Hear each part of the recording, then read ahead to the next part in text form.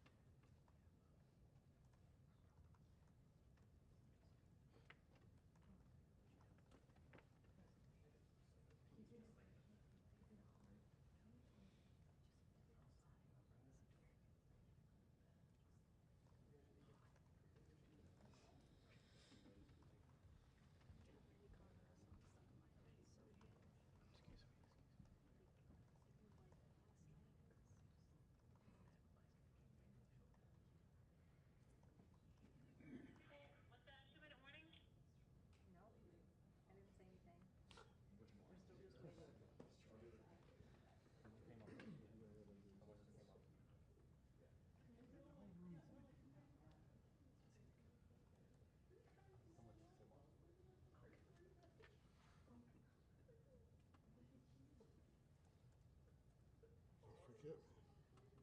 Don't forget me, Jay. I need one villain. Other than there will be an introductory speaker whose name they will not give to me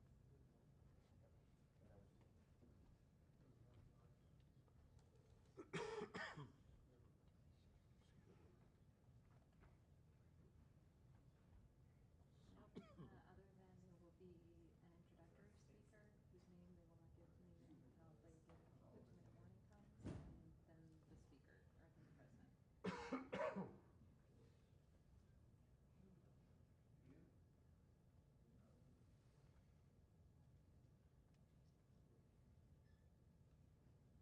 and then the speaker, or then the president. Use your 2-minute warning, 2-minute warning. Hold your 2-minute warning.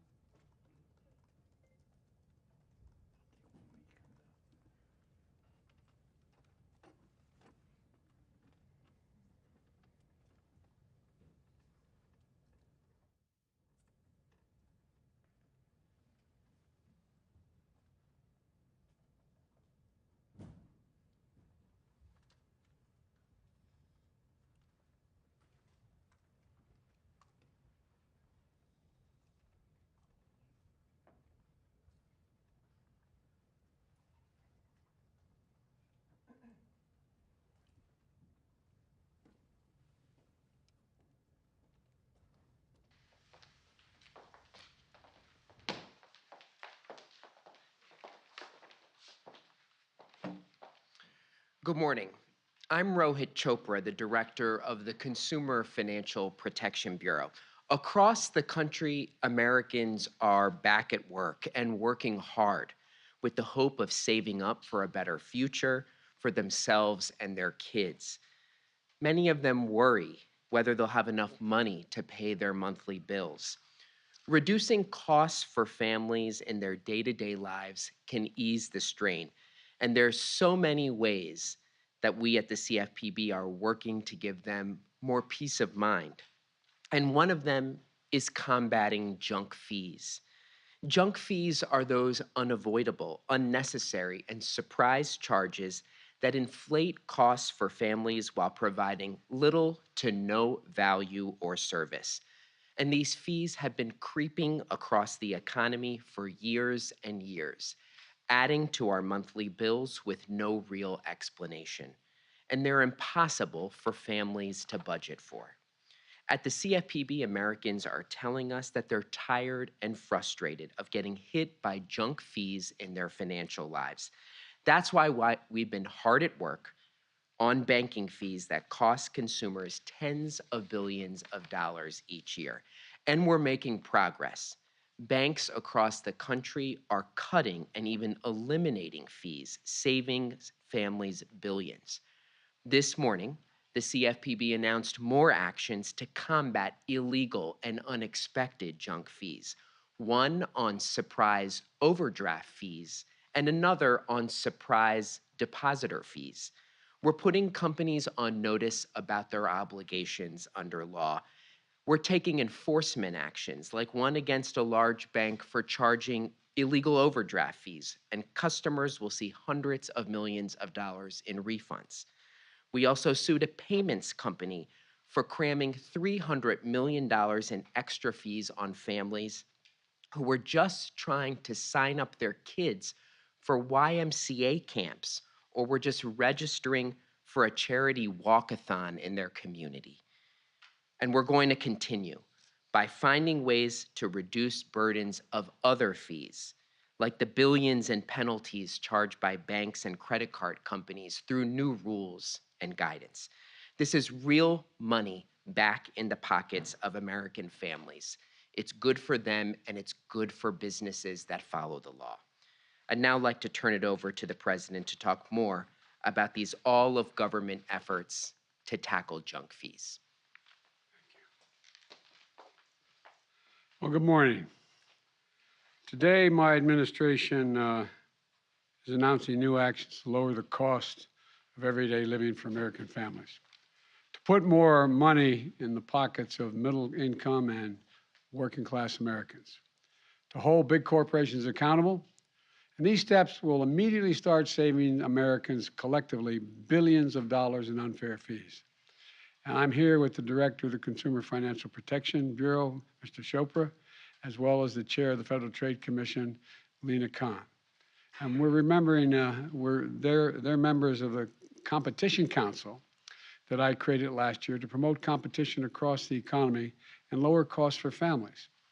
One of the key things I've asked the council to take on was the unfair hidden fees known as junk fees that are taking real money out of your pockets, real money out of the pockets of American families. Things like, has been mentioned, surprise banking overdraft fees, excessive credit card late fees, hidden hotel booking fees, or those huge termination charges to stop you from switching cable and internet plans to a better deal. Surprise charges that companies sneak into bills because they can. In fact, there's an entire industry that's popping up in America to help companies use complicated algorithms to hide fees that hurt consumers and help them. These things add up.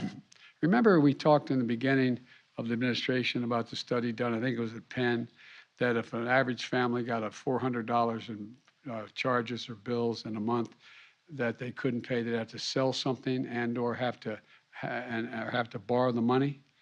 Well, this adds up to more than $400 for a lot of families. The way I think about it is the way, you heard me say it before, my dad used to talk about it, and so many other people talk about it around their kitchen tables. How much your monthly bills, how much do you have to pay for necessities? And is there enough left over just to have a little breathing room? We're making progress in bringing down the cost of families. And by the way, the price of gasoline continues to fall. It's down for the third week in a row. They're down $1.25 a gallon from the beginning of the summer, and gas prices in the decade before the pandemic were averaging $3.30 before the pandemic, before I got here. During the pandemic, no one was driving, so the gas prices went down. But even with historic recovery we're seeing in the economy of 10 million new jobs and unemployment of 3.5%, gas prices are continuing to go down. And because they're going down, we're making serious progress in getting prices close to what they were before the pandemic. The most common price right now in America is $3.39 a gallon. It's going to come down more. And they're going to come down even further when the oil companies agree to our demand, my demand, to pass on the savings from the price of a barrel of oil, which is considerably down, to the pump, where in fact you get charged by the gallon. Each year, these junk fees, in addition, that companies charge cost Americans tens of billions of dollars, weighing down family budgets and making it harder for people to pay their bills. So my administration is taking action to eliminate these fees. First, imagine this. Your child outgrows his bicycle, and you decide to sell it online. And someone pays you a check, pays you $30 for the bicycle or something. Days later, that check that you got paid with, that you deposited in your bank, it bounces. You didn't know it was bad, but you get charged $15. You get charged $15. It's wrong. It's ridiculous. It's unfair. My administration is making clear today it's illegal as well. Second, my administration is also making clear surprise overdraft fees are illegal. Listen to how those fees work. And some of you all know this, because you know from your everyday lives. But you pay a bill and you double check your bank account to make sure before you write the check that you have enough in your account to cover it. You've gotten the money, so you go ahead and you pay. Then it turns out your balance wasn't up to date because your bank was slow in processing other charges. And by the time the bank gets around to settling the transaction, you've overdrawn your account. You're charged an overdraft fee that runs around $35 each time. It's not your fault. The bank screwed up. You didn't, the bank did. You had a positive balance when you paid the bill. It's just simply wrong. And today, my administration is making clear it's also illegal. Today's actions are going to save consumers more than $1 billion each year. And that's a lot of money back in people's pockets. As Director Chopra shared this morning, that his team is even going further, developing rules and guidance that would take credit card late fees and other banking fees that cost Americans $24 billion a year, take them on. And we're just getting started. There are tens of billions of dollars in other junk fees across the economy, and I've directed my administration to reduce or eliminate them. Last week, the Federal Trade Commission started work on a rule to crack down on unfair and deceptive fees across all industries. Fees that were never disclosed, and there was no way to avoid the fee, like processing fees for concert tickets or like resort fees. When you think you're paying one price to book a hotel, and you only find out after you're checking out that there's a resort fee you've never heard about that's added to your bill. And the Department of Transportation is going after unfair airline fees. Last summer, if your flight was canceled or delayed, only one top airline guaranteed that you could rebook for free, even because they're the ones that canceled, not you. You didn't fail to show up. They canceled. When Secretary Buttigieg called them out on this, about 10 airlines, now 10 airlines rebook for free. They don't charge the fee. That's progress. The Department of Transportation is working on rules that would require airlines and travel sites to disclose fees up front. Fees like things, if you want to sit next to your young child, well, guess what? Or check your baggage, or change your ticket. You're going to be surprised. They're going to charge you for that without telling you. Your ticket's going to cost a heck of a lot more.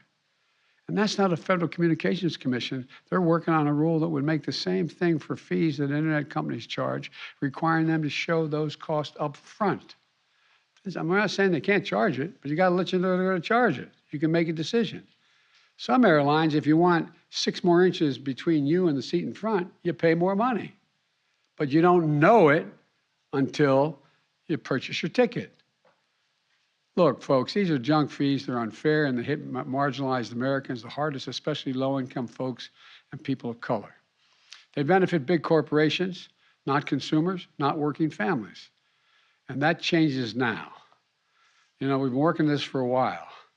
I know it's been a tough few years, but from day one, my administration was laser focused on easing the burden facing working class families and giving them, as my dad would say again, just a little breathing room.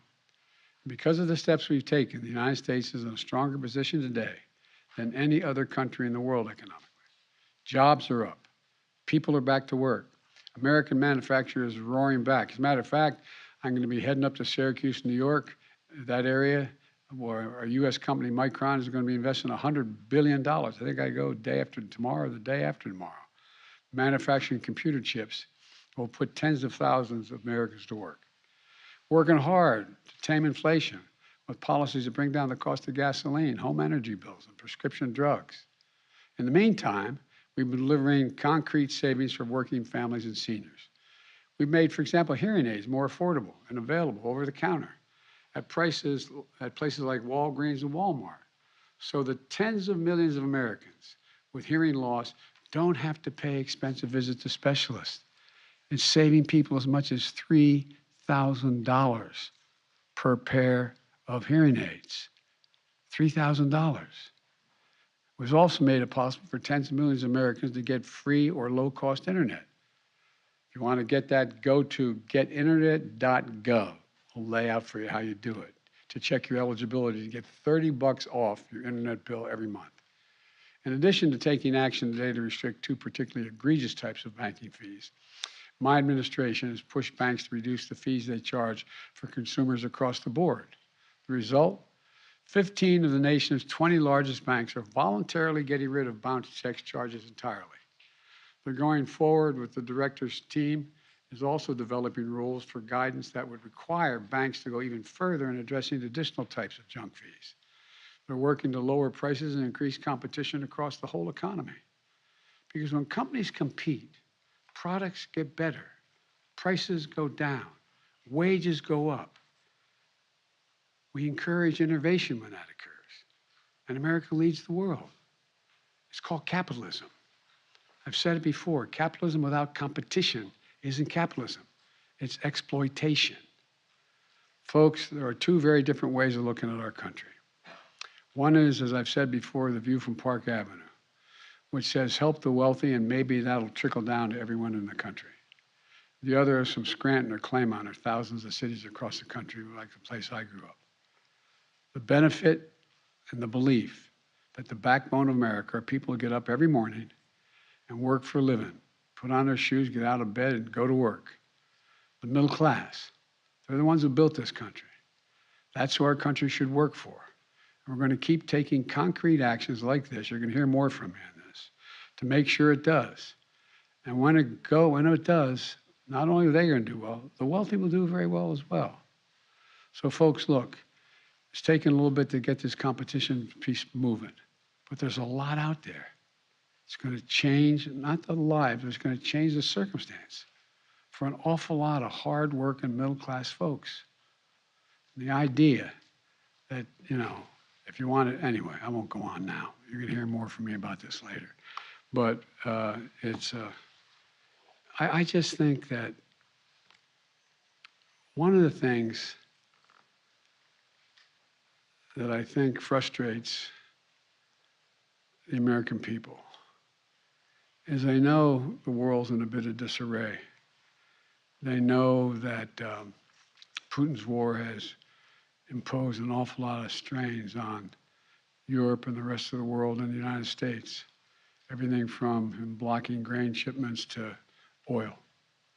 And they want to know, what are we doing? And there's a lot going on that we're doing. And it adds up. And what I'm going to be coming back to you with is an example. I don't know if I'm going to do it from the podium or a release, but take an average family who's going to go visit their mother or father for Thanksgiving. What's the charge? Are they going to come home from school? I mean, there's a lot of money. These are billions of dollars. It doesn't add up to billions for the individual, but adds up to $200, $300, $400 for average families. And I'm not being solicitous here. I say to the press here, a lot of you come from backgrounds like I came from. We're not poor, just regular folks. But that matters. It matters in their life.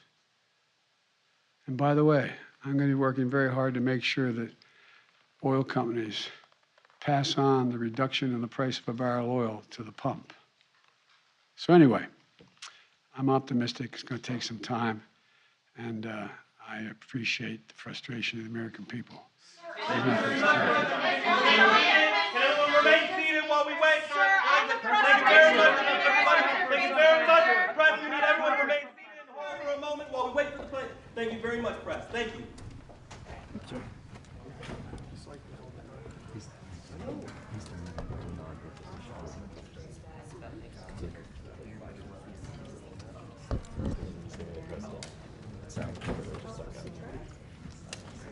Question, Phil.